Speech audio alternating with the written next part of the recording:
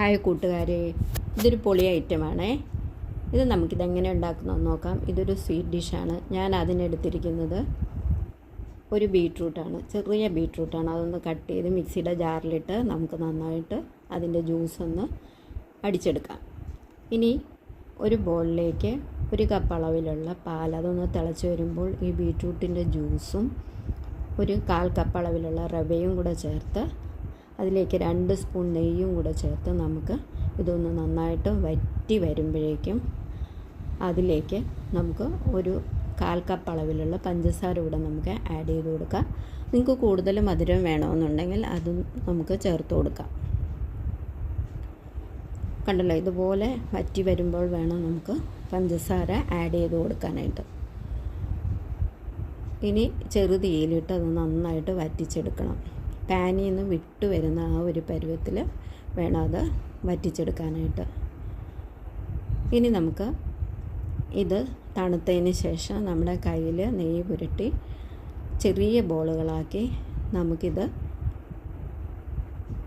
ഒരു പ്ലേറ്റിലേക്ക് നമുക്ക് മാറ്റി വെക്കാം.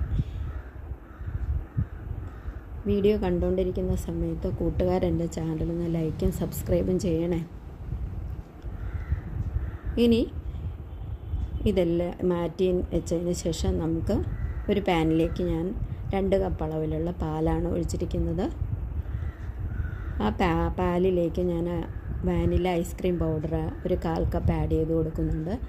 3 ഏലക്ക പൊട്ടിച്ചതും കൂടെ അതിനകത്ത് ആഡ് ചെയ്ത് കൊടുത്തിട്ട് കുറച്ച് കോൺഫ്ലവർ കലക്കിയത് കൂടെ നമുക്കതിനകത്തേക്ക് ഒഴിച്ചു കൊടുക്കാം. ഇനി അതൊന്ന് നന്നായിട്ട് കുറുകി വരുമ്പോഴേക്കും അല്പം പഞ്ചസാര കൂടെ നമുക്ക് ആഡ് ചെയ്ത് കൊടുക്കാം. ഇനി അതൊന്ന് നന്നായിട്ട് കുറുകി വരുമ്പോഴേക്കും നമ്മൾ ഈ ഉരുട്ടി വെച്ചിരിക്കുന്ന നമ്മുടെ ബോൾസ് എല്ലാം നമുക്കതിലേക്ക് ആഡ് ചെയ്ത് കൊടുക്കാം. അതിനുശേഷം നമുക്കതൊന്ന് ചെറുതായിട്ടൊന്ന് മിക്സ് ചെയ്ത് എടുക്കാം.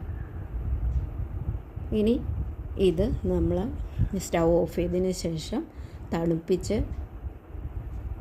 ഫ്രിഡ്ജിൽ വെച്ച് തണുപ്പിച്ച് എടുത്തിട്ട് നമ്മളൊരു സെർവിങ് ബൗളിലേക്ക് എടുത്ത് കഴിച്ചു കഴിഞ്ഞാൽ നല്ല അടിപൊളിയാണ്. കണ്ടല്ലോ, ഇതുപോലെ ഈ കളറ് വരും ആ സമയമാകുമ്പോഴേക്കും. സൂപ്പറാണ്. എല്ലാവരും ട്രൈ ചെയ്ത് നോക്കണം കേട്ടോ.